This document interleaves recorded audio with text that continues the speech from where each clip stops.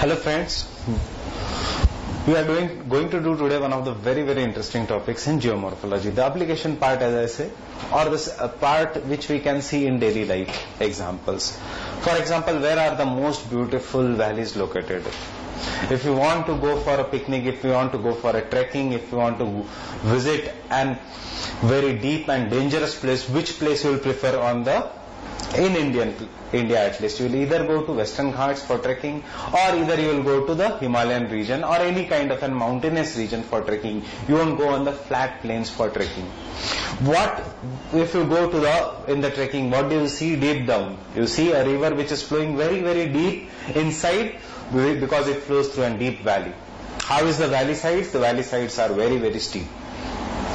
Generally, after we go to trekking, what do we like to bathe into? We like some waterfalls, some kind of a beautiful place where the water is coming from a great height, it is falling, that is an waterfall. These are also the places, for example, a famous TV series either on National Geographic or Discovery, I exactly don't remember, are the most dangerous roads in the world.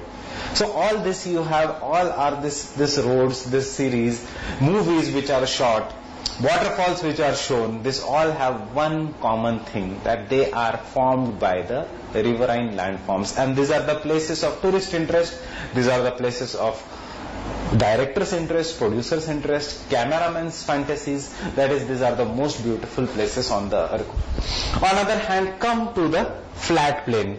Are they not beautiful enough? Where is the Royal Bengal tiger found? In which region? In the Sundarbans region. Now what is it? Is it on the delta of Ganga and Brahmaputra? That is the Indo-Gangetic delta. So obviously it is also one kind of a tourist interest. Why is Varanasi, why is Allahabad, why is Rishikesh famous for? These are all pilgrimage centers. That is where there are beautiful temples. Obviously some kind of a significance, that is why they are beautiful temples. For example, it may be a confluence of a great river, making that is why our ancestors thought that we will protect that, we should protect that area, we should pray there, we should respect that area. Unfortunately, we have polluted those areas. Or Rishikesh, Haridwar Rishikesh, for example, where the river Ganga suddenly enters the plains, giving rise to such a great civilization, or we can say such a huge population.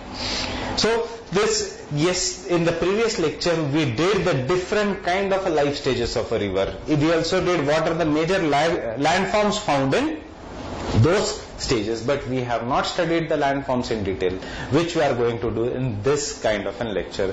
So the rivers which are flowing all over the world make very beautiful landforms, and in this topic we are going to study this landforms. But we are not going to study in the same manner, that is youthful, mature and old age. We are going to have just a little bit different perspective, that is the landforms either made by river erosion, Himalayas, Western Ghats, the landforms either made by river deposition, entire plain of India, the delta of India, and we are going to study important landforms both for preliminary point of view, for the mains point of view. For example, what is V-shaped valley? What do you mean by delta? Right from the start to the end, and the landforms in between, that is waterfall, that is alluvial fan, levees, meanders, oxbow lakes, etc. The different kind of landforms which are formed due to the river. So the river in the process of erosion gives rise to numerous landforms. The landforms, before we study the landforms, what are the rivers? And the rivers is anything which goes on the surface. Where does the river flow? Underground, on the ground? Obviously on the surface of the earth. So anything that flows from a height to a lower height, from, you can say, higher gradient to a lower gradient, more or less uniformly is known as river. So, but even during the rainfall, if there is a very heavy rainfall, generally in Indian cities also and anywhere in India, we will see the water which is flowing on the surface. Is it a river? Can you call it as a river? If there is a sudden rainfall in your locality also, that in India generally the drainage system are so good that they overflow very fast. So you will see the entire drainage system or entire water which is flowing on the surface. Is that a river? Obviously not. So that means initially first when the water flows on the surface,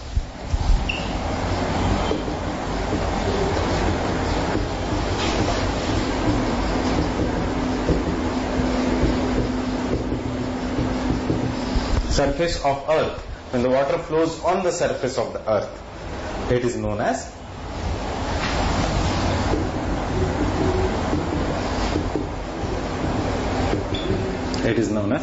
surface runoff.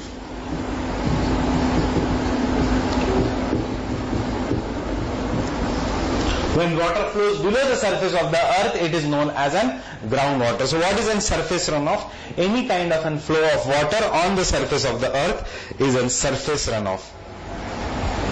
But when the surface runoff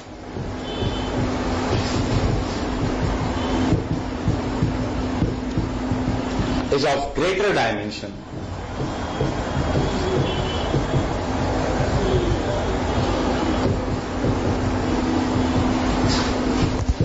and flows from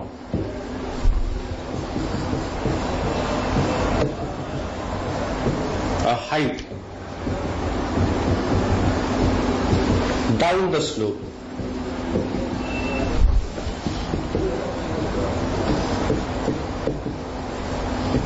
it is known as a stream or a river. It is known as stream or river. So that means the stream or a river is an kind of a surface runoff, or it is a surface runoff but of a much greater dimension, much regularity, flowing from a height down towards the slope is a stream or surface runoff. A stream or a river. Now, how are there same kind of rivers all over in India itself, on the surface of the earth? Are the rivers of same kind? Are the Himalayan river system same as the river system of Western Ghat, or the Western Ghat river system is same as the river system of Rajasthan or Haryana region? Just use your imagination. Western Ghat region, heavy rainfall, rivers originate. But what is the season of a rainfall? That is only during the monsoon season. What happens during the dry season? What happens to the Vidarbha region of Maharashtra? What happens to the Telangana region of, now the Telangana state itself? What happens to the entire central part of India? There is too much heat, no rainfall except for the 4 months of the year. That means the rivers which are originating there, they are flowing through a area when there is no rainfall. So these rivers get most of their water during the rainy season, but after the rainy season there is no water. Human population is increasing obviously, and therefore there is a more demand for water which the river cannot meet, and obviously this river becomes dry sometimes. The mighty river of peninsular India, Godavari, is like a dry valley during the summer months. Come to the Rajasthan region, desert region, obviously very, very less rainfall. But there is a rainfall. So whenever the rainfall occurs seasonally, or we can say only during the precipitation, only during the rainfall, water flows like a river. But the water is so less generally that it does not go and meet the sea. It dries somewhere in between before meeting the sea. Come to the Himalayan region. Himalayan region receives fairly moderate rainfall, not as high as Western Ghats, but obviously higher rainfall. So the rivers there receive high rainfall. There is a flooding of the river during the summer season. There is heavy water. These rivers are full of water during the rainy season, during the winter season. Come to the summer season, they do not get any rainfall. But so what happens? Is Ganga dry at Allahabad? Is Ganga dry at Varanasi? Is Ganga a dry river? Or are any of the Himalayan rivers dry rivers during the summer months, same like Godavari? During the summer months, the snow water melts and they are fed with the snow water. So as a result of this, they have water even during the summer months, they have water even during the rainy season, or even obviously during the winter season also. But come to Godavari, no water during the dry summer season. Heavy flood, heavy water during the rainy season. Come to Rajasthan, dry valleys most of the times of the year. This valley stops before reaching the sea, before meeting the Arabian Sea. That means these are very short streams. So that the rivers on the surface of the earth can be divided into 3 categories. Rivers are divided into 3 categories.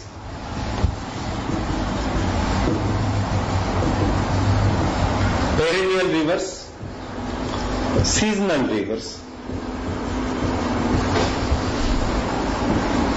perennial rivers, seasonal rivers, and ephemeral rivers.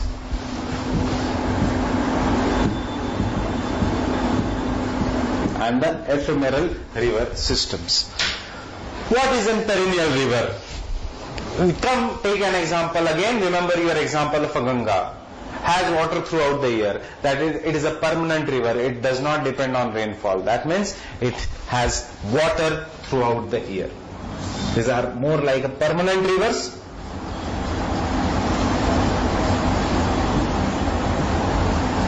Are full of water all round the year.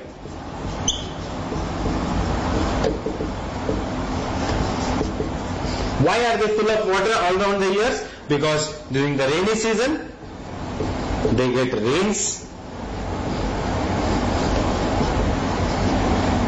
During dry summer season,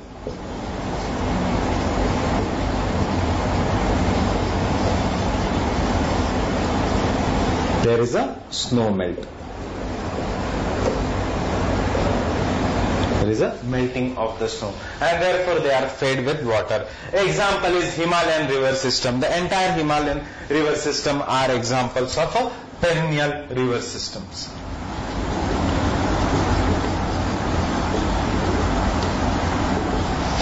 Seasonal rivers depend only on the rainy season.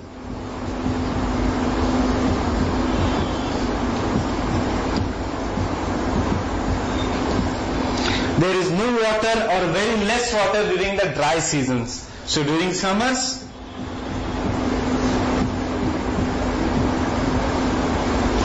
water is reduced or valley becomes dry.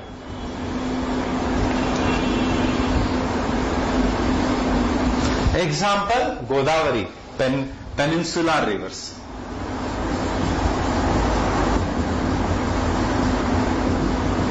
Ephemeral river, short rivers, inland rivers, very short-lived stream. Why short-lived stream? Because they only flow when there is a rainfall, when there is a precipitation. So what are these? This flow only during the precipitation.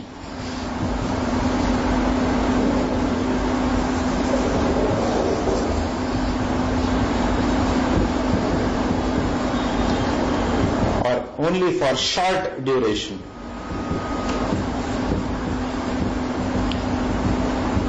After precipitation.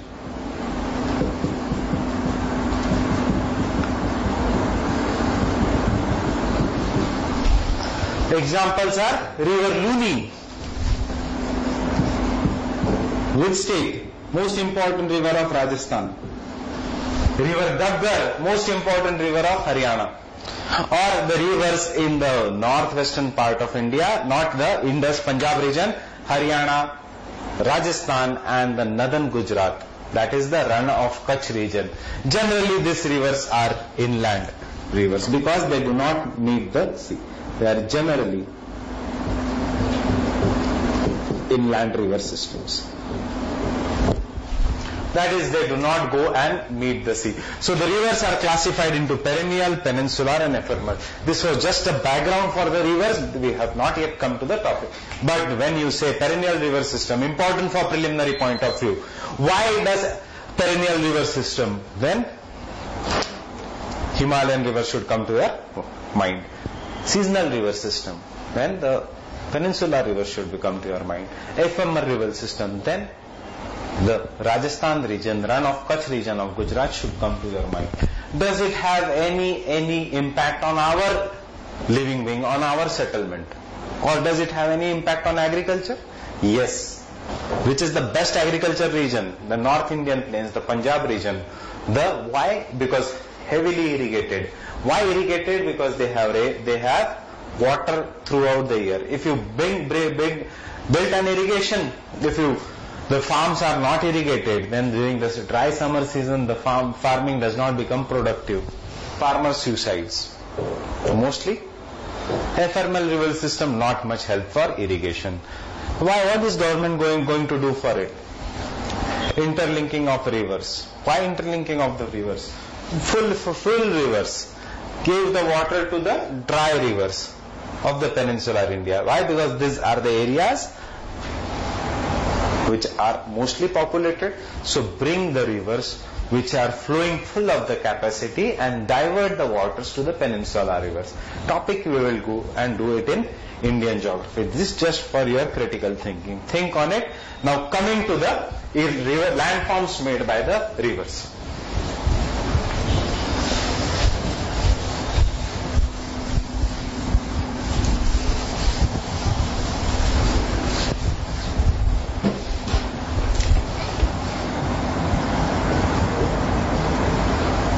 We are going to study this topic in the erosional landforms and depositional landforms.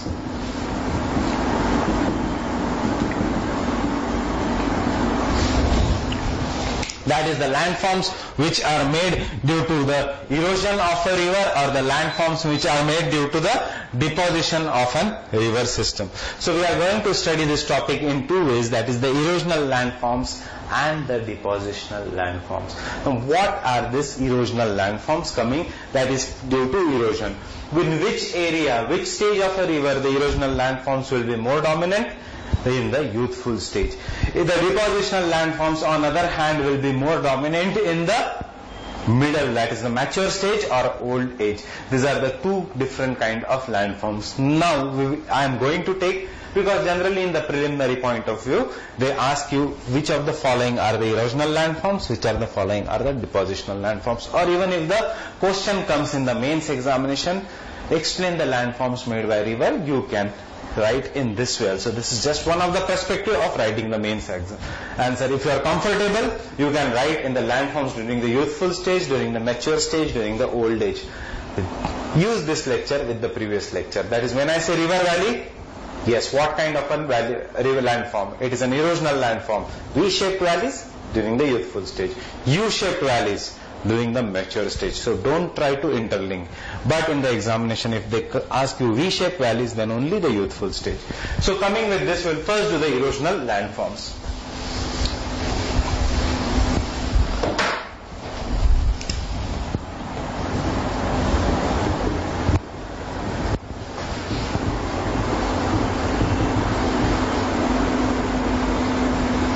What are the different kind of erosional landform? The most important is river valley.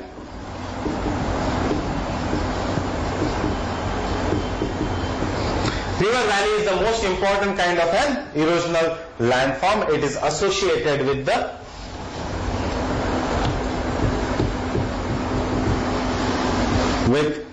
youthful stage.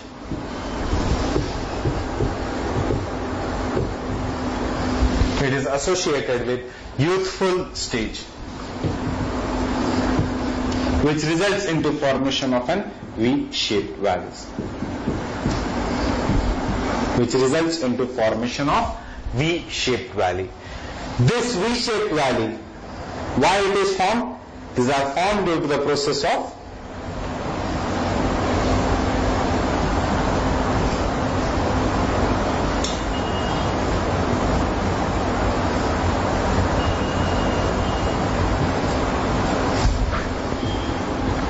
due to which kind of a process? Vertical erosion. Due to vertical erosion.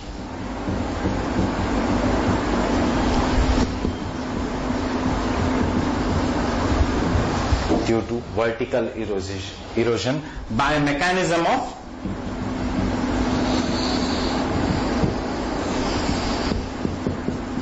porthole drilling. What is the characteristics of these valleys? These are very, very deep valleys. What is a porthole drilling? If I want to dig a deep hole in this wall, what will I use? I will use the drilling machine, the machine which generally is used, and drill a deep hole in the wall. So same thing is happening on the surface of the earth. The surface of the earth, we are learning many things from this earth surface. The rocks which are formed at the bottom of a river, they swirl on the floor, make deep holes. These holes are then enlarged over the period of time to form deep V-shaped valleys.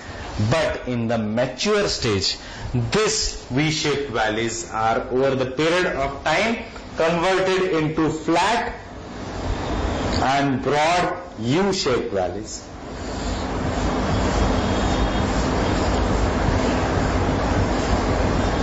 In the mature stage, they are converted into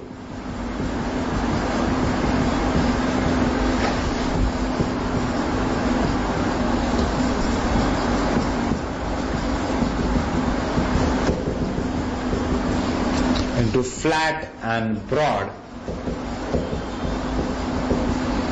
U-shaped valleys.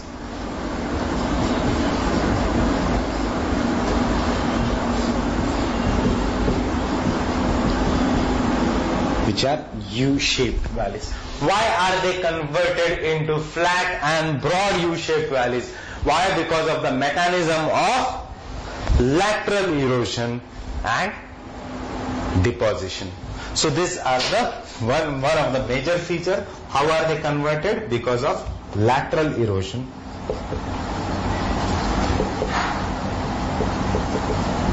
and deposition.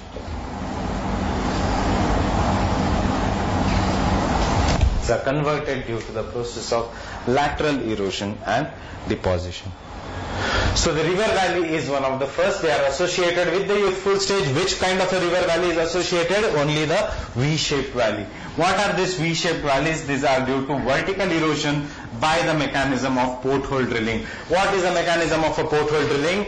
Same like using a drilling machine in the wall. The rocks also swirl around the beds and they dig deep holes, and over the period of time these holes goes on increasing. Now what is the characteristics of this V-shaped valleys? Very deep valleys having extremely steep sides. Why? Because the only dominant process here is vertical erosion. On the other hand, as the life cycle of a river continues, these V-shaped valleys are then converted into U-shaped valleys. By which process? By lateral erosion and deposition. Now continuing this V-shaped valleys, we are doing the river valleys. Continuing this V-shaped valleys, they are known as, these V-shaped valleys are either known as gorge, that is the river gorges, and canyons are known as river gorge .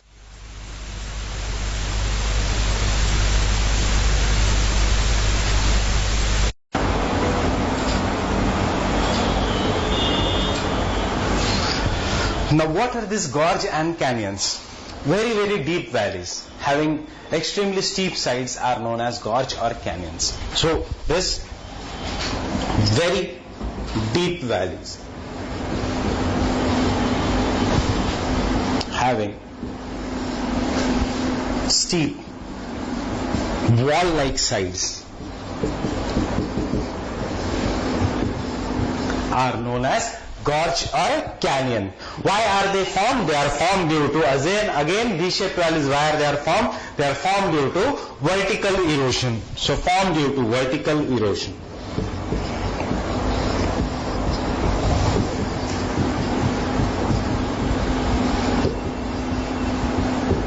By a mechanism of obviously porthole drilling. Now where are this gorge or canyons found?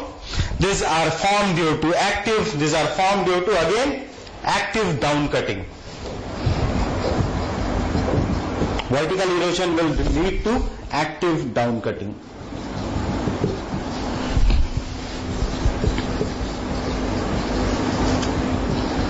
Associated with youthful stage of a river.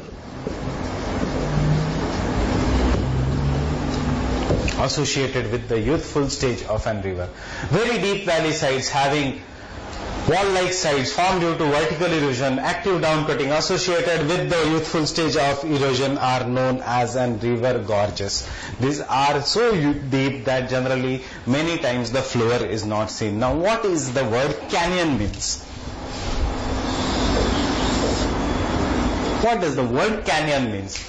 Canyon means extended form of a gorge. What do you mean by extended form of a gorge? That is extremely deep, deeper than the normal gorge, very, very deep, so deep that generally the floor also cannot be seen by a naked eye is known as an canyon. Generally are found in arid and semi-arid regions. Why? Because the erosive power is high in the arid and semi-arid region, as there is a lack of vegetation in the arid and semi-arid region. So the bare rocks are directly exposed and results into formation of a deep canyons. 127 Hours, the movie, you remember? What happens in that movie? The person is stuck deep inside the canyon that he fights for the survival. He slips deep inside the canyon and gets stuck over there. What is that canyon? That canyon was a part of a Grand Canyon, of a part of a Colorado River system where the shooting was done, of USA. So an extended form of a gorge, a very deep and extended form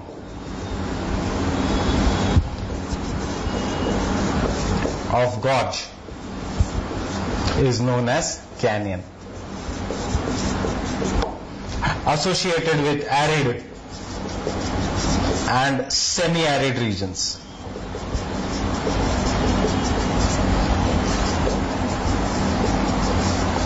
Arid and semi-arid regions. They are associated with the arid and the semi-arid region. And very deep and extended form of a gorge generally seen in arid and semi-arid regions is known as gorge. Now coming to the question, which rivers will be forming great gorges or canyons? Himalayan river or Peninsular river? Youthful stage. Which rivers are there?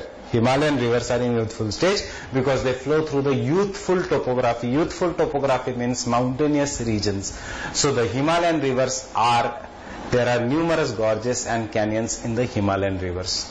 Too much gorges. In fact, one of the deepest gorge in India is the gorge made by Indus River system in the Nanga Parbat. That is the Himalayan mountain system. So the example in India is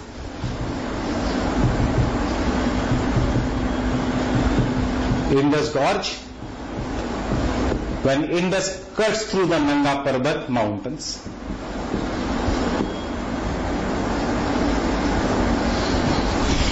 When Indus cuts to the Nanga Parbat mountain. The second example in the world, one of the most famous example in the world is Grand Canyon region. 127 Hours movie, you remember. So the example is Grand Canyon.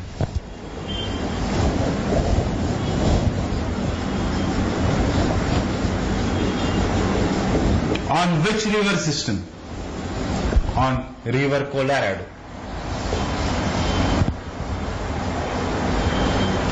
In which state? Arizona state of US. In the Arizona state of United States of America. So one of the best examples is Grand Canyon in Arizona on the United States of America. So the river valleys we have finished. This is the first erosional kind of a landform, that is the river valleys. Now the second erosional landform is the sudden jump in the river.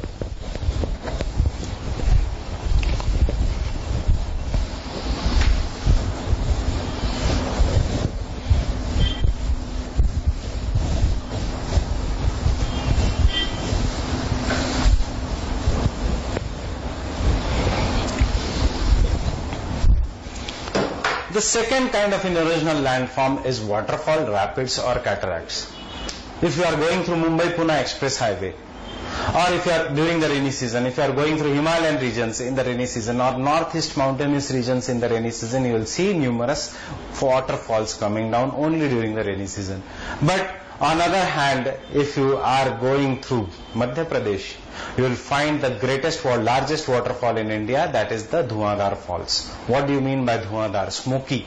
Why smoky? Because the water falls with such a great volume that it looks as if it is covered by smoke. That is because the water again is water after jumping, it is thrown in different directions, so it looks as if it is covered by smoke. So the second kind of an erosional landform is waterfall. What is a waterfall then? Waterfall is a sudden jump or break. It is a sudden jump by obviously river from a greater height to a lower height. You will jump from a greater height to a lower height. Or in the geographical terms we say that it is a break in the longitudinal profile of a river.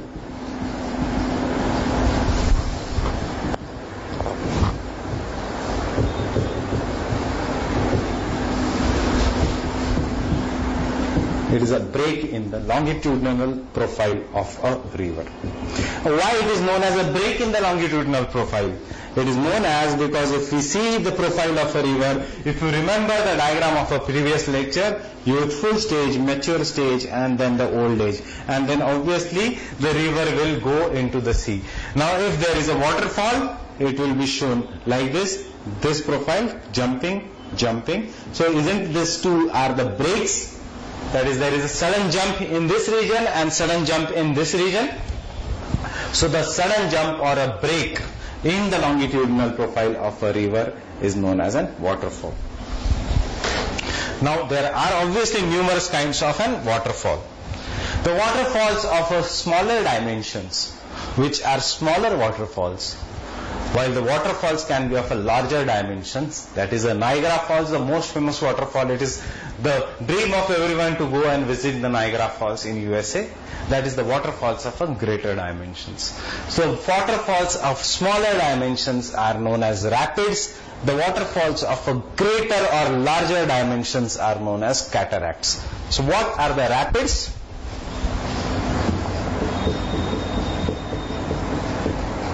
These are the waterfalls of smaller dimensions.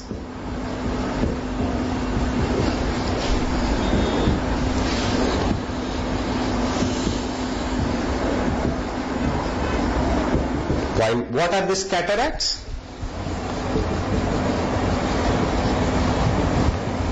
These are waterfalls of greater dimensions.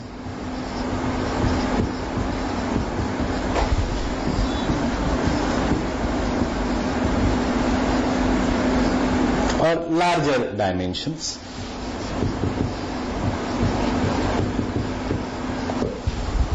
Waterfalls of larger or greater dimensions and waterfalls of smaller dimensions. These are the two differentiations of waterfalls. Now what are the reasons of the waterfall? There can be various reasons of a waterfall. Sometimes the waterfall is also found in the mature topography, when the river jumps from a plateau to the plain region. Sometimes the waterfall is found in the glaciated regions. Sometimes the waterfall is found in the area which has undergone rejuvenation, that is again in the older age, which has suddenly become younger. Why it is younger? It will do it as a separate topic after this topic, that is the river rejuvenation and river capture, two small topics. I have not taken it earlier because you should know the landforms first, then you will understand the landforms associated with these two. So what are the causes of the waterfall? There are numerous causes of a waterfall. Now the first cause is in the youthful region or in the mountainous region, when the erosive power of the river is greater. In this region, suppose this is a rock.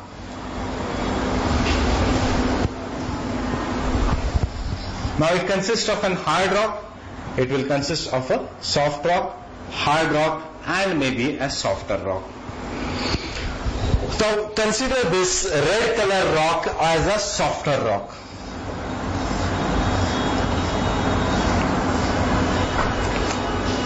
Softer rock again. Softer rock can be, and rock, it can be any kind of a rock which has less resistance to erosion than the harder rock. So in hard rock, soft rock, hard rock, soft rock and hard rock. Now because the water is flowing over this hard rock and soft rock, over the period of time, the softer rock will be eroded much greater than the harder rock. So the topography may look like this.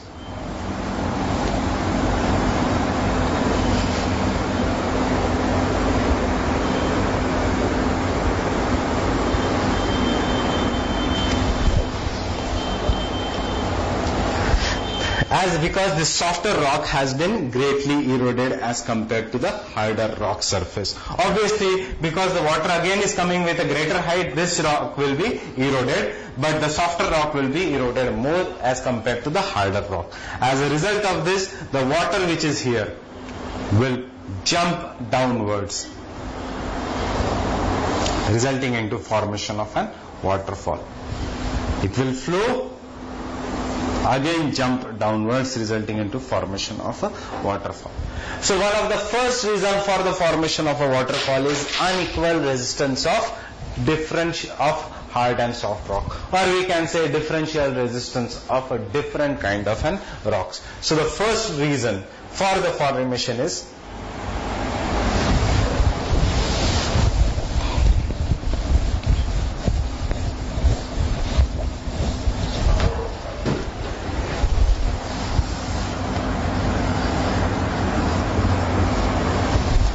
due to unequal resistance of different rocks.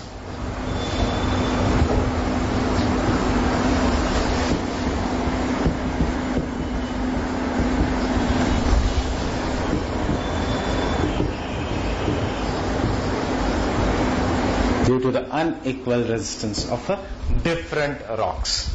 As we have done the unequal resistance of an hard and soft rock. Now remember your endogenetic lectures. Two kinds of a system, two kinds of a structure. Due to faulting, there is a formation of a block mountain and a rift valley.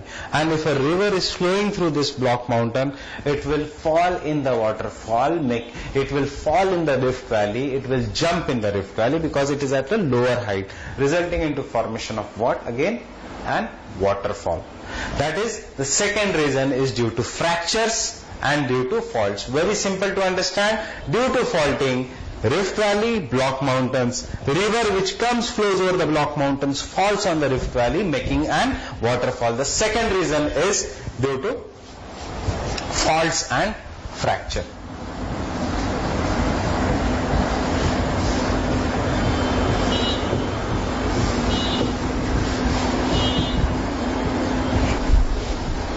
On Earth's crust. Due to the fault and the fracture on the crust of the Earth. This is the second reason for the formation of an waterfall. Now, where will this? Obviously, there is an example of such kind of an waterfall, that is the waterfall due to faults and fracture. The greatest example is river. Victoria Falls on the Zambezi River is an example of such kind of an waterfall.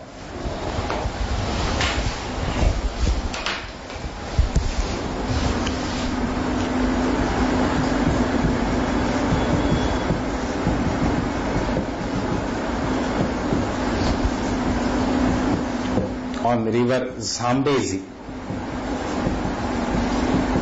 between Zambia and Zimbabwe.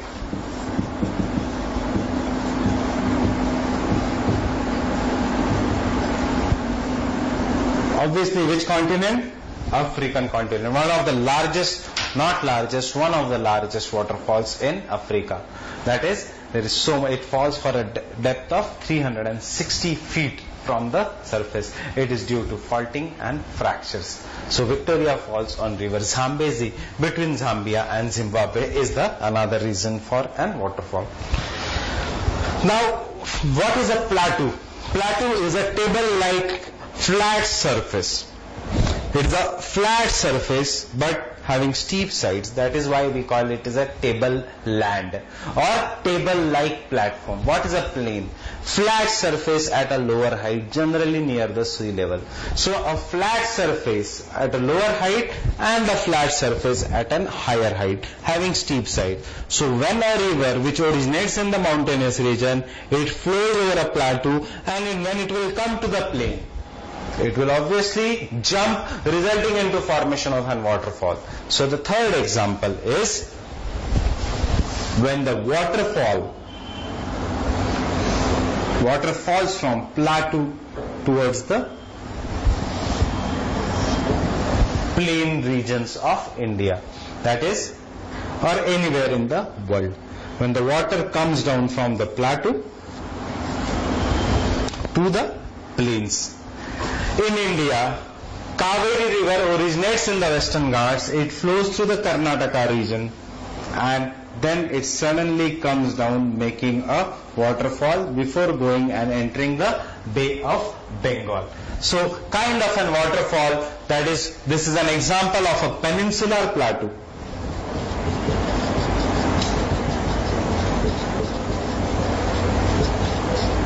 And this is an example of a plain region. So the third reason for waterfall is when the river jumps from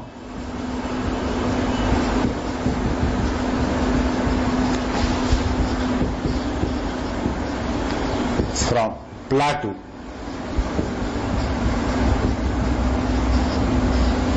to the plains,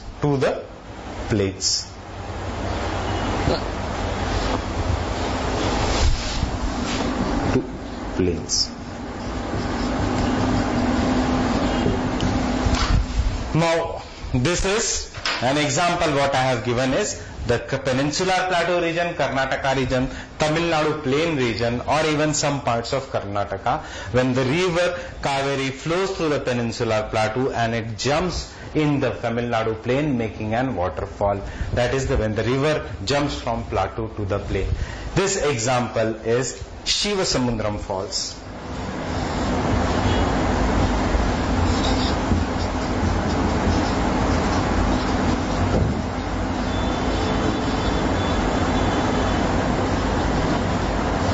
Example is in Shivasamudram Falls of Karnataka, Mandya district of Karnataka.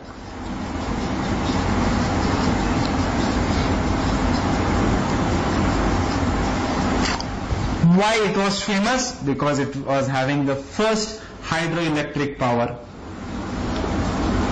in Asia.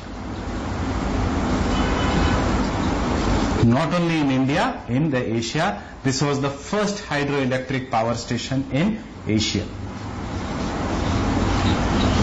There's just some of the facts, and I will keep on giving you while doing the geography, some important facts. So Shivasamudram Falls on the river Kaveri.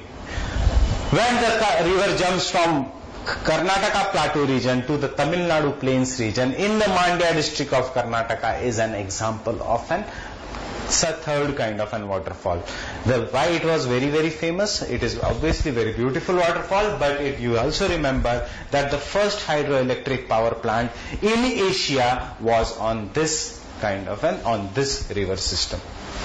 The second example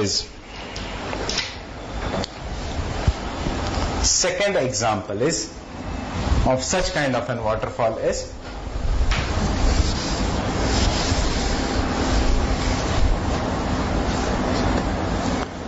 Livingstone Falls.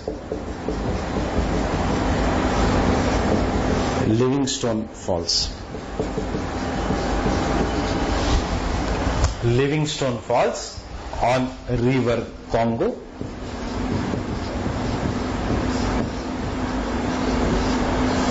On river Congo in Africa. Now he was the same person who discovered the Victoria Falls, but in the honor of the Queen Victoria, the Queen of England, he named the falls as an Victoria Falls, while the Congo River's falls are known as a Livingstone Falls. Even the river jumps from plateau. So you remember Victoria Falls on river Zambezi and the Livingstone Falls on the river Congo. Open your atlas, check out the locations. This is how you will finish most of the world geography before we will even come to the world geography, so that your study gets less and less burdensome. Then the third is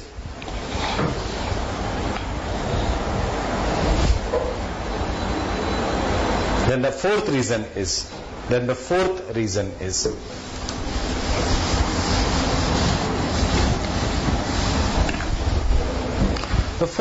is, you know that land is never stable. Land gets uplifted or it is downfolded. Now during the formation of the Himalayas, obviously during the formation of the Himalayas, the land got uplifted and resulting into formation of a young fold mountains. One of the side effect was even the land in the Chota Nagpur Plateau region, that is around the Ranchi region, around the Jharkhand region, around the Chhattisgarh region, this also got uplifted. So the Ranchi plateau is due to the upliftment. Why this upliftment? Due to side effect of the Himalayan upliftment. So the land, even in such land, the rivers which were flowing, they now make waterfalls. So the fourth reason is due to the upliftment of the land.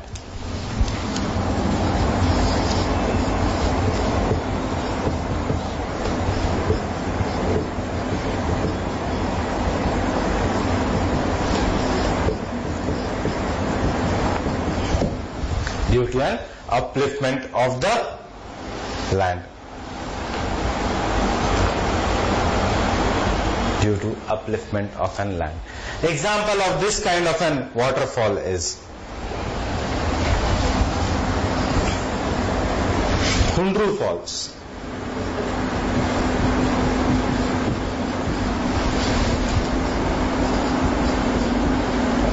On Subarnarekha River.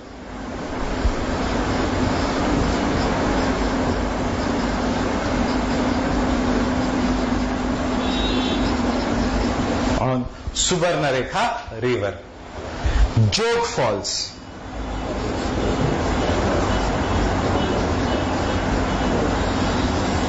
The highest waterfall in India on river Sharavati.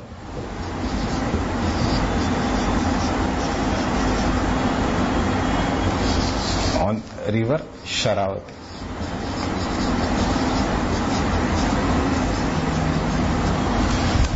These are the examples of, on the western coast of India, these are due to the upliftment of the lands.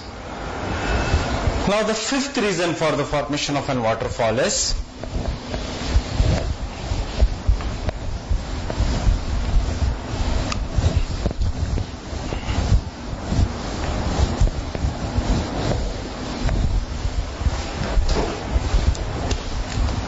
the fifth type of waterfall is Nick Point Falls.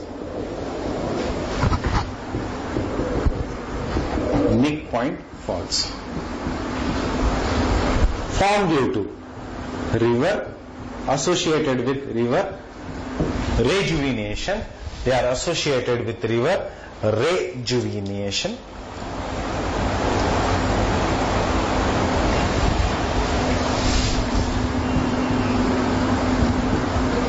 That is making a river young again. Now what is the river rejuvenation? What are this kind of a river rejuvenation? We will do it as a separate topic. So we can say refer this lecture for it.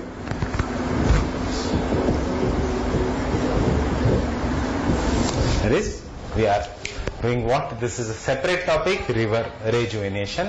And the last example, one of the reasons here, for example here, Dhuandhar Falls. One of the largest waterfalls in India is an example of an river rejuvenation. Dhuandhar Falls or Marble Rock Falls.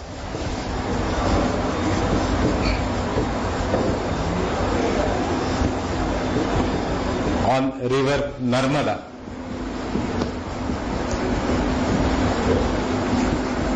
In the Jabalpur district are Madhya Pradesh are the examples of a Dhuandhar Fall. Remember the Sarfarosh movie, the famous song Dhuandhar Falls. So the Dhuandhar Falls are one of the again largest waterfalls in India, an example of a due to river rejuvenation. See, the waterfall, same waterfall may be due to different kind of a geomorphic process also. But we are taking just an example. Now what you remember here is the falls and the location, especially regarding to the India. I am doing very important falls, while in the attachment you will find the list of the waterfalls as per there. That is the top waterfalls in world, top waterfalls in India. And one of the largest reason, one of the last reason for the waterfall is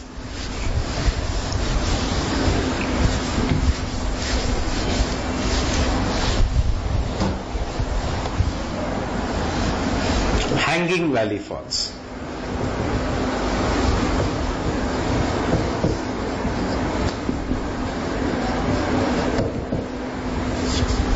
Hanging Valley Falls.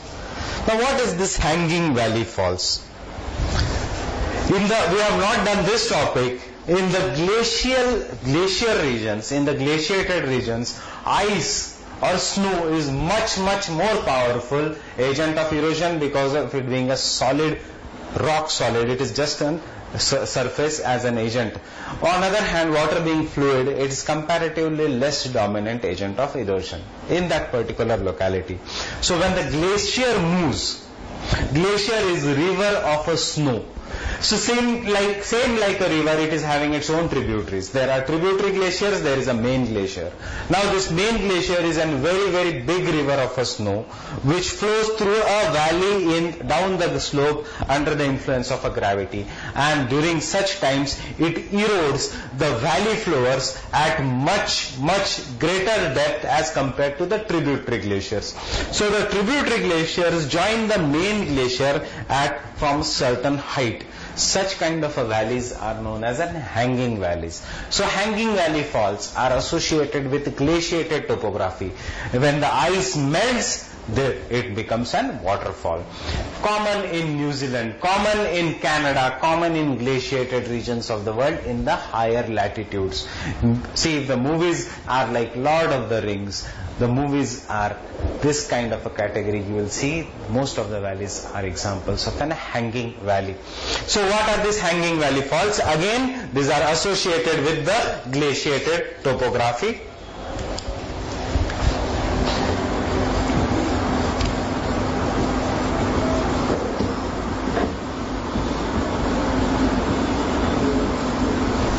These are associated with glaciated topography.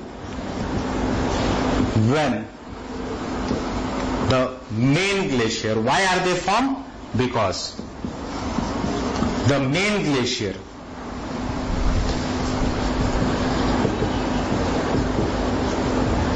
erodes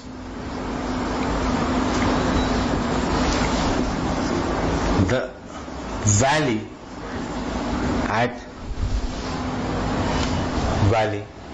erodes the valley more than the tributary glaciers.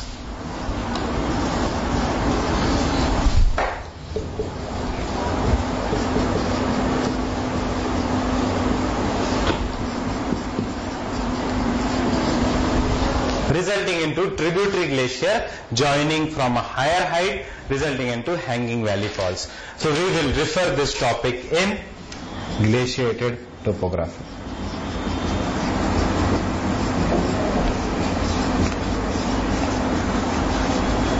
Why are they known as hanging valley? Because they join from a higher height. Now see, the glacier is not as flexible as a river, therefore the glaciated valleys are U-shaped valleys.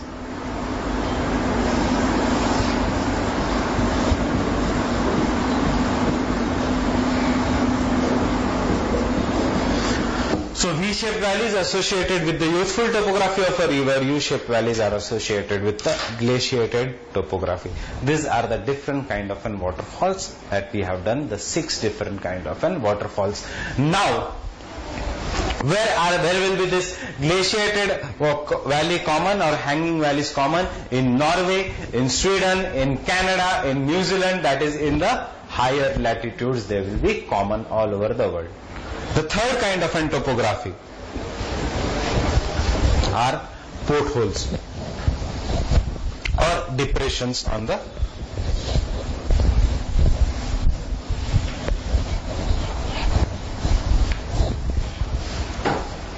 third kind of an erosional landforms are portholes. What are these portholes? Nothing but we have already done. These are the depressions on the bed of a river due to drilling mechanism, help in formation of an V-shaped valleys.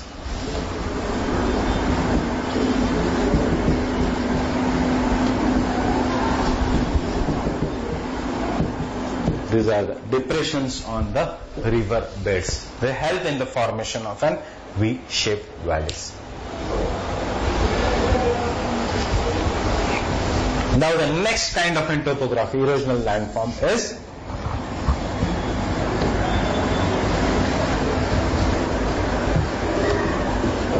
structural benches and river terraces.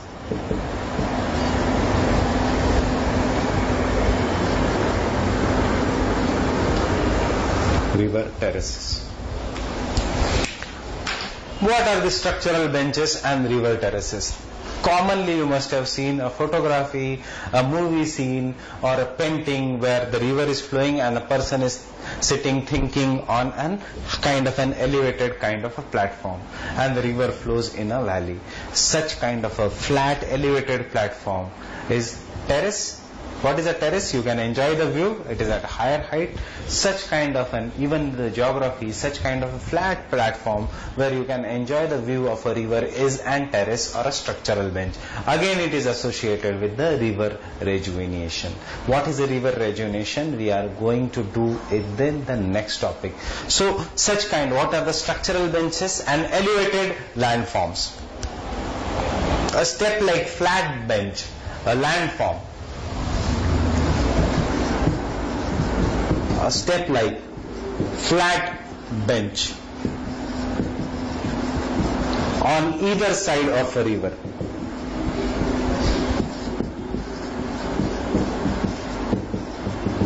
On either side of a river is an example of an structural bench. Is known as a structural bench. These are associated with river rejuvenation.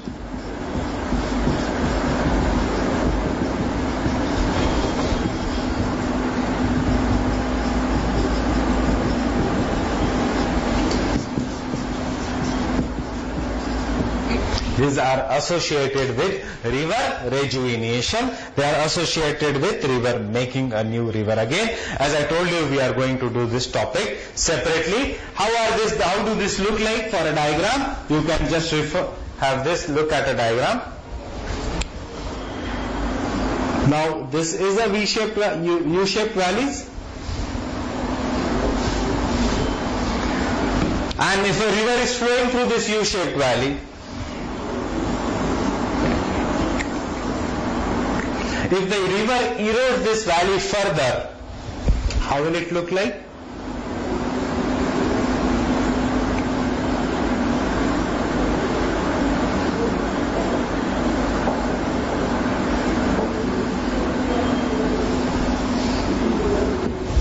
The river will flow through it somewhat like this. If the valley is further eroded,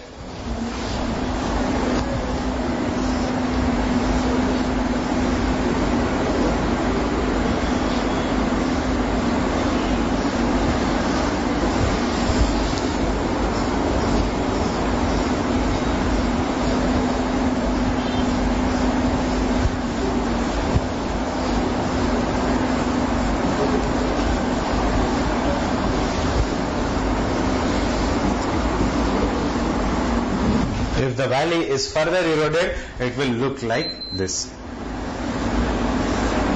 So isn't this a flat landform here? Flat landform as if it is somebody has made a bench for sitting. So such kind of a landforms, that is this diagram you can draw for the structural benches in the examination for the reference. These are the structural benches or river terraces.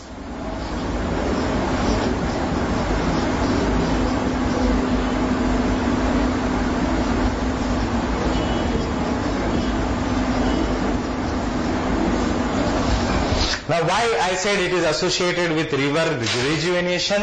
That is, rejuvenation means being young again, because when the river is young, it is having more erosive power. So the normal river becomes young, it erodes, resulting into formation of a valley inside the valley. It again erodes, resulting into formation of valley inside a valley, again one more valley inside a valley. Why? Because there is increase in the erosive power of a river during the abnormal times. Such process we call as a river rejuvenation. So the flat surface on either side of a river is known as a river terrace or the structural benches. Now these are the main kind of an erosional landforms. One more kind of an major kind of an erosional landform is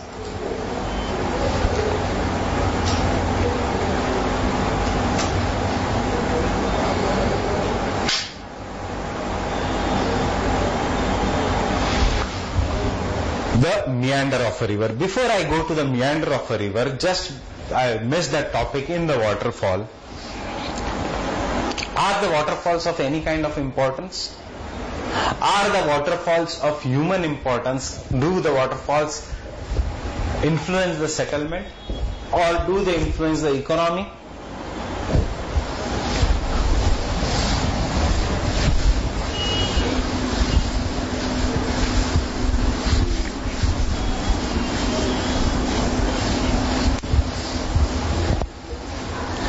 Just related to the waterfall topic, this what I am taking. I'm very sorry, I forgot to take it during that time. Waterfalls will influence an economy of a region. Will it influence the settlement of a region? What is one of the most economical importance of a waterfall? The most economical importance of a waterfall is they are the sites of hydroelectricity production. And these are the sites where you get cheap energy, that is, electricity is an energy, and therefore cheap energy means high infrastructure, maybe high industrialization. Second is, rivers also serve as a waterways or the highways on the water. That means they serve as a lines of communication. In fact, in the dense forest, rivers are only the lines of communication, only the means of communication. That means whenever there is a communication which develops, it results into integration of an area. And when integration comes development, and with development comes prosperity and growth. So that means obviously the rivers have such kind of an aspects. Now if there is a cheap hydroelectric potential, then if the hydroelectricity is produced, obviously there will be industrialization, and because of the industrialization there is a prosperity. Can you give me an example? What I refer to as Niagara Falls, our dream destination. These Niagara Falls are the part of Great Lakes of USA. These Great Lakes of USA are the glaciated lakes, and there are numerous waterfalls, that is the river flows through there. One more, USA slopes on the eastern side or towards the Atlantic Ocean, and as a result, because of some kind of a geomorphic process which we'll do in regional geography, but just keep on thinking, that is due to the sloping of USA, there are numerous rivers which make the waterfall in United States of America, and as a result of this there are series of waterfall. Because of the series of waterfall, this region is known as a fall line of USA. So just remember, for the preliminary point of view, what is the fall line of USA? Or what is a fall line? It is an imaginary line when the river goes from higher slope to the lower area, making a series of waterfall. Because of the geomorphic process in the USA, there are numerous waterfalls. That this is an Atlantic region, and this is the eastern USA. And as a result, numerous rivers here, they make series of waterfalls before going to the Atlantic region. And as a result of this, making series of waterfall, there is some kind of a development process. This is known as New England region, one of the most famous industrial region of USA. Why industrial region? Detroit, the automobile capital of the world. Akron, the rubber capital of the world. Philadelphia, the iron and steel capital of the world. All are located in these regions. Why? Because of too much of industrialization. Why industrialization? Obviously resources are available, but only resources do not suffice. Resources are there with India also, but we lack in energy. 8 hours, 9 hours, 12 hours blackout in the rural regions. It is only in the city regions, that too in some specific states, that we have an uninterrupted power supply. Obviously it will affect the economy. So one of the major reason for development of this region was a fall line of USA. In fact, the river Potomac, what is the fall line of USA? It is the series of waterfall, it is the sloping of eastern coast of USA towards the Atlantic Ocean.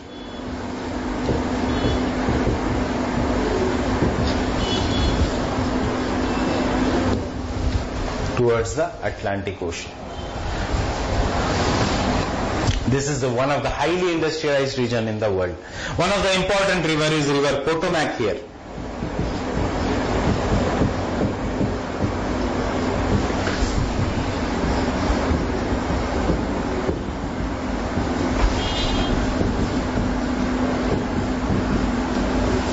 Washington DC, the capital of USA, is located on this river, the Potomac river system. So if what is the fall line of USA, you should know, and which is the river on which Washington DC is situated is the Potomac river.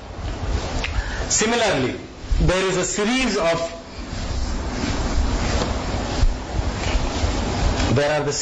cataracts. What are these cataracts? These are cataracts are, as I told you, these are waterfalls of larger dimensions. Now, this region, that is the Africa. Africa is blessed with what is the river here? It is the longest river in the world.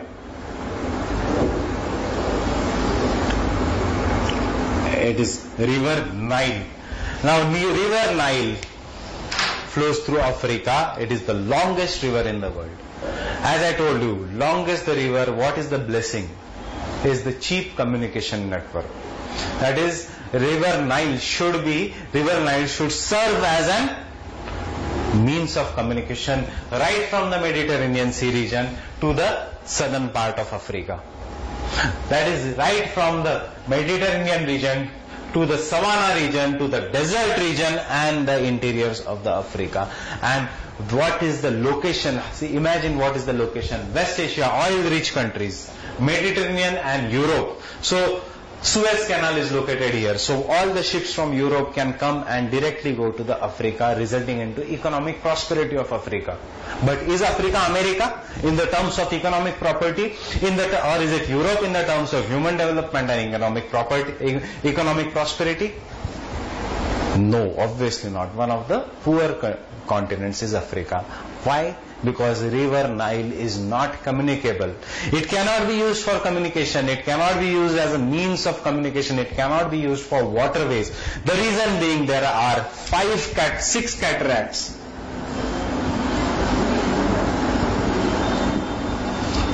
On River Nile, which hinders navigation on the longest river in the world.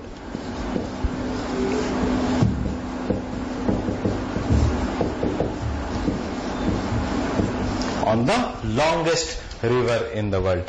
One of the famous cataract is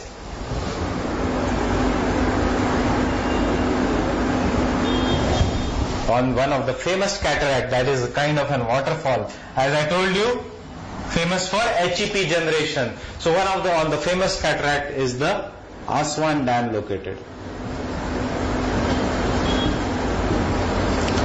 It is a dam in Egypt on River Nile.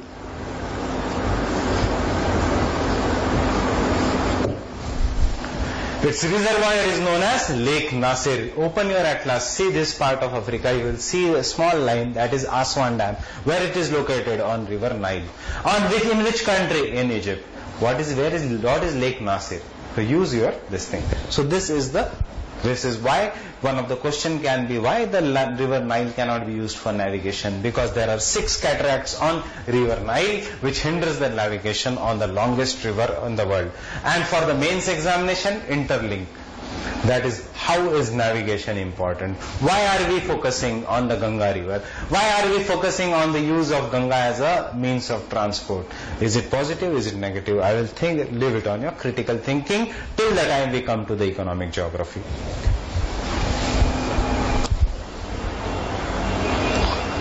Now the next kind of an topic is again in the erosional landforms.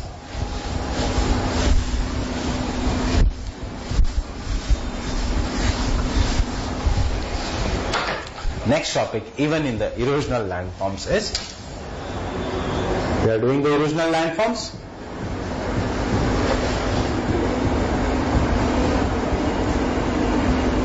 And I told you, go to the waterfall because I missed something. In the erosional landforms, the next topic is the river meanders.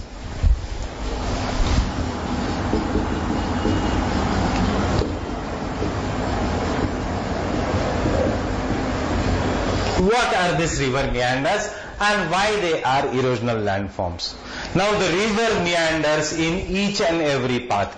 See, the river does not flow straight. The river always bends in its flow. One of the reasons is gravity. There are numerous reasons. There is a geology, there is a structural lithography of the rocks, structure of the rocks, resistance, speed and gravity.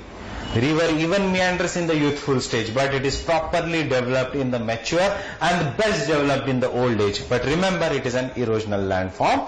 It is also kind of a depositional landform. How we will when we'll study it in the meanders. So remember, river meandering is the bend in the rivers. In the longitudinal profile of a river, when the river bends or goes like a snake. Snake also cannot move straight.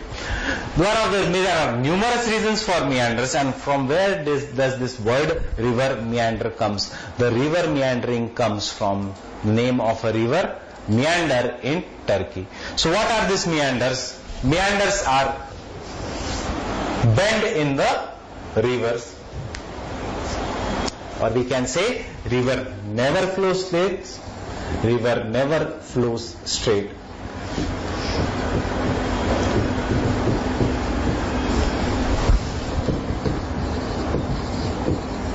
River never flows straight. In fact, it bends in the flow of a river.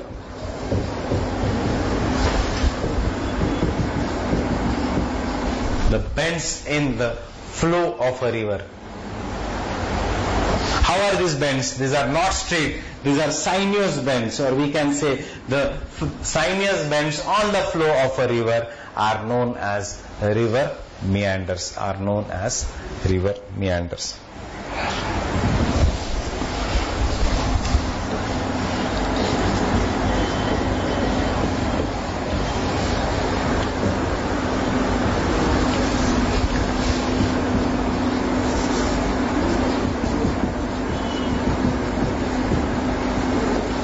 The name is taken from the basis of highly meandering river meander itself. It is in Turkey. There is a river meander in Turkey on which this name has been taken. That means the sinuous bends or sine-like bends on the sine wave-like bends on the course of a river. In fact, you remember that meandering is both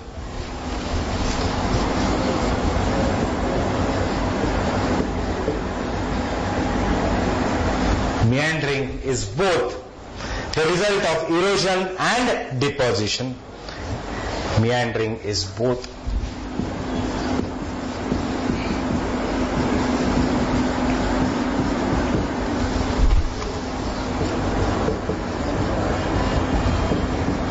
Erosion and deposition.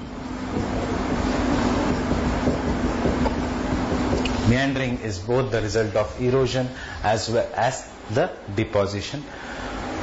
Now, how it is the result of both erosion and deposition, or why we say that it is the result of both erosion and deposition? Now, what is a river meander? I hope you are clear. That is, the river never flows straight. It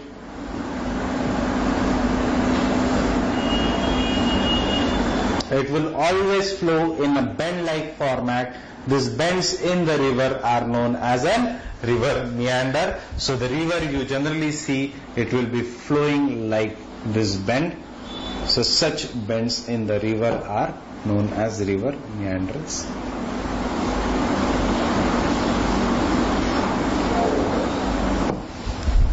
These are the river meanders, that is the bends in the flow of a river. Now, when we say it is a result of both erosion and deposition, how it is a result of both erosion and deposition? Now look at a meander, or we'll look inside the meander to see how it is a result of both erosion and deposition. Now suppose this is a meander.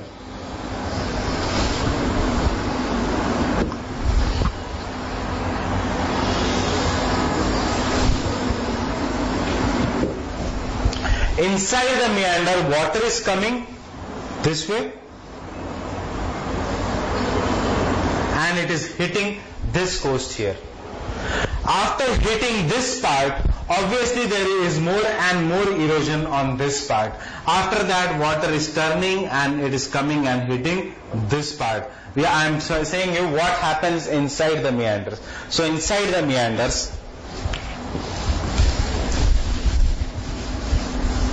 these two processes go on.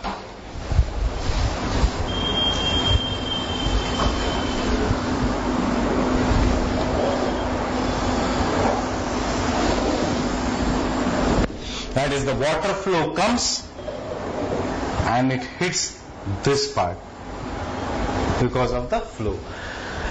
Because of hitting here, this part is eroded more. Now when the water flows, obviously there is an undercurrent in water which is opposite to the flow of water. After hitting, when the water moves in direction, the undercurrent, the materials which are eroded here, they remove this material and they deposit this materials. The undercurrent in water, this deposit this materials here. So the eroded material which are present here due to the undercurrent which flows opposite to that is inside current, they take this eroded materials and they deposit it here. After that, the water again moves this way and it erodes this kind of an valley flow. So obviously there is more erosion and the eroded material are taken by the undercurrents and deposited in this part.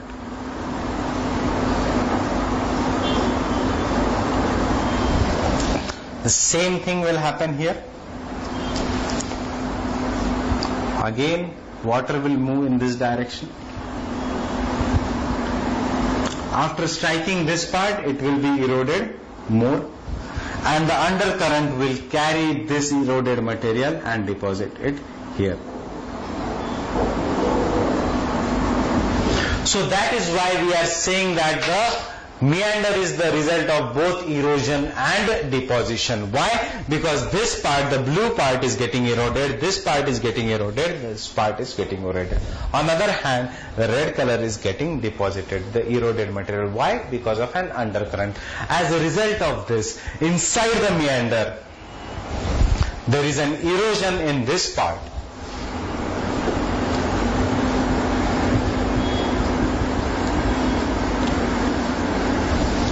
In this part, while there is a deposition here,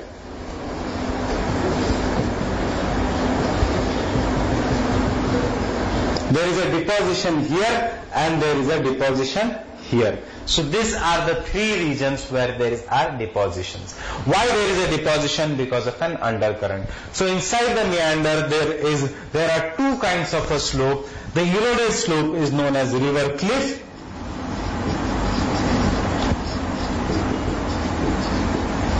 while the deposited slope is known as a slip of slope.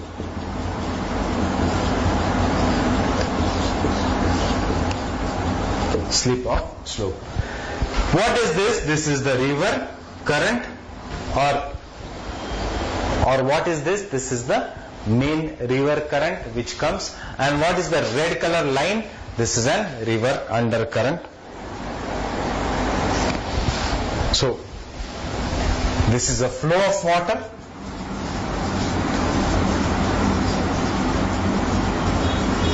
while this is undercurrent.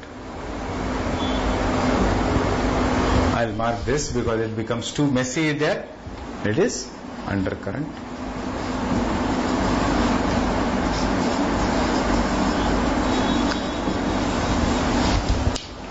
So that means in a river meander there are two slopes. One is the river cliff, which is due to erosion. It will increase the meander, it will increase the curving of a meander in this direction, while the eroded material will be deposited here. It will increase this curve inside, while it will increase the curve outside. So the river cliff is the result of erosion, slip of slope is the result of deposition. That is why we say the meanders are an example of both erosional and depositional landforms. Now if we look at the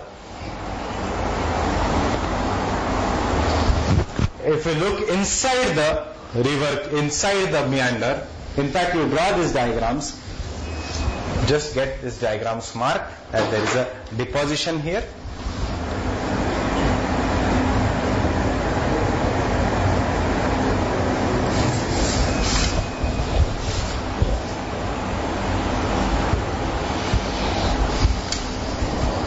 Now if you take a cross section of this, how will this look like?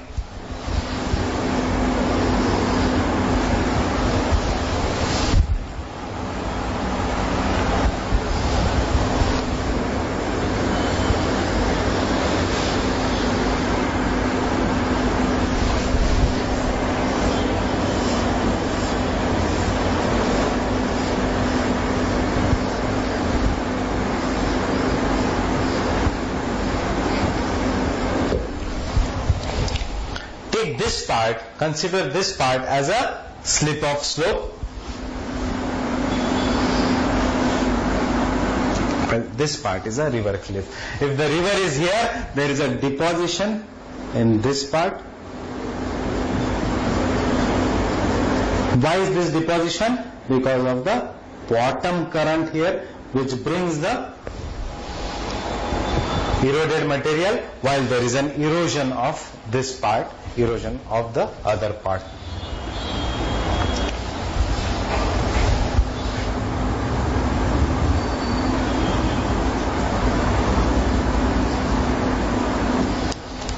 So it is a slip of slope.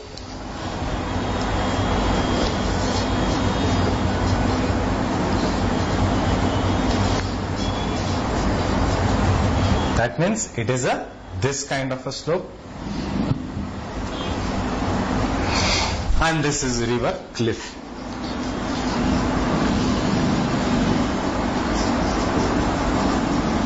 This is a river cliff. River cliff is result of erosion, and the slip of slope is result of deposition. This is how it will look inside this. You just have a look in a diagram. Why we say the meander is result of erosion and deposition. Erosion because it will keep on eroding. The flow of a current will keep on eroding. When the water after hitting turns here, the undercurrent here develops. Bottom current, it carries the shingle, it carries the sediments and deposit it on the other part. Again the river water comes, erodes this, bottom deposit sits here, bottom current, and same process goes on. It results into formation of a river cliff. This part is a river cliff, and it results into formation of a slip of slope. This part is a slip of slope. So how are this river cliff and the slip of slopes?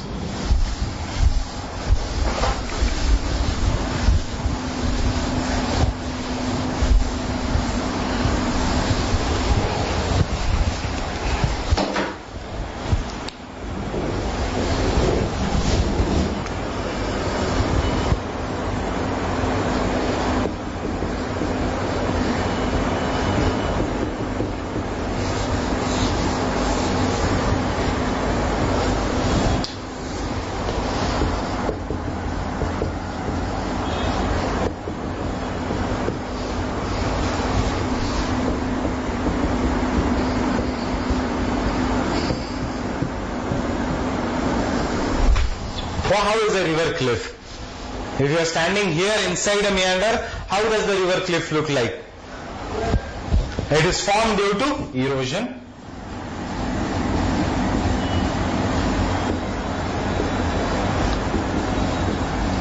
It is formed due to erosion.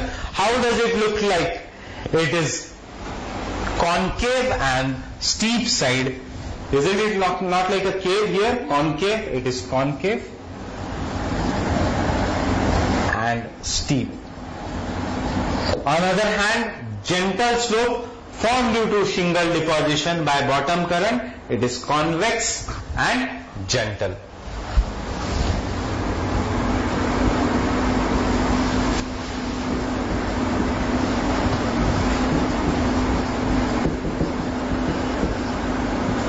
It is convex and gentle side. While here this is slope is steep. So just have a look at a diagram. What is this? This is a bottom current. What is this? Lip of slope.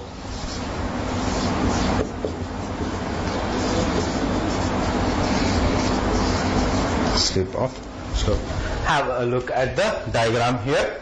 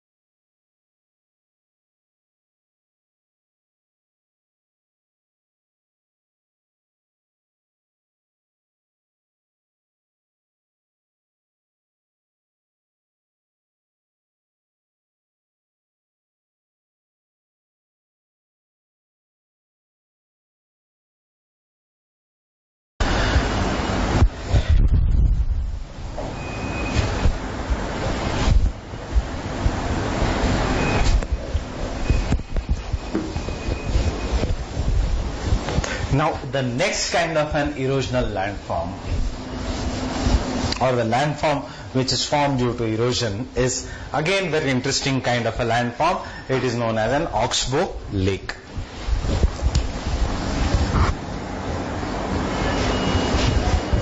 Oxbow lake. Again it is associated with the process of an meandering. Now here this oxbow lake is associated with the process of meandering. Now suppose this is a river which is meandering. In the lower course of a river, the river meanders to a greater extent.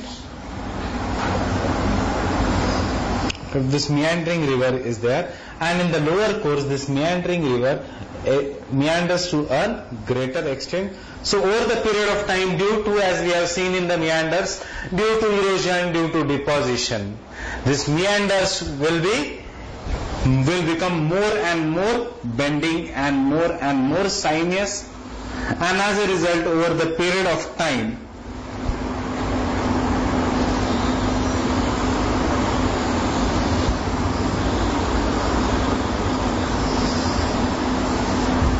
now consider this part. Here you can see the two loops of the meander are very near to each other. So over the period of time, the two loops of the meander will be they will intersect, resulting into river becoming straight again.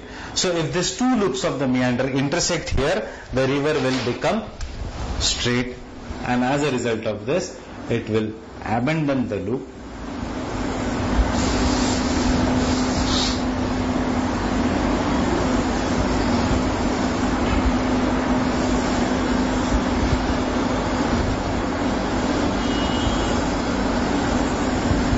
Why the river is becoming straight here? Because the river follows the path of least resistance or the most shortest method. So as a result of here, when the river is flowing, due to the flow of the river, this meandering will increase, and then the river will go here. Again this erosion will increase, and over the period of time, these two loops will intersect and the river will take the straight path. What about this part? It will be cut out from the river will take a straight path, and this will cut out into form an lake, which over the period of time will degenerate, will become swampy, because it has no connection with the fresh water. Such a lake is known as an oxbow lake because of its horseshoe shape. The lakes which are then, what is an oxbow lake? The lake which is formed due to the intersection of a meander. In which part? In youthful, mature, or in the older stage? Obviously in the older stage of a river valley. The lake which is formed due to the intersection of a meanders or loops of the meander is an oxbow lake. This is just a rough diagram. I will give you a better diagram.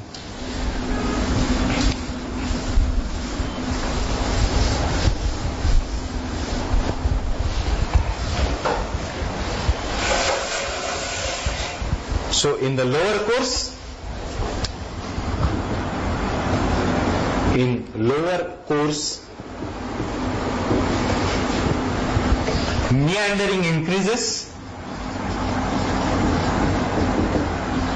meandering increases,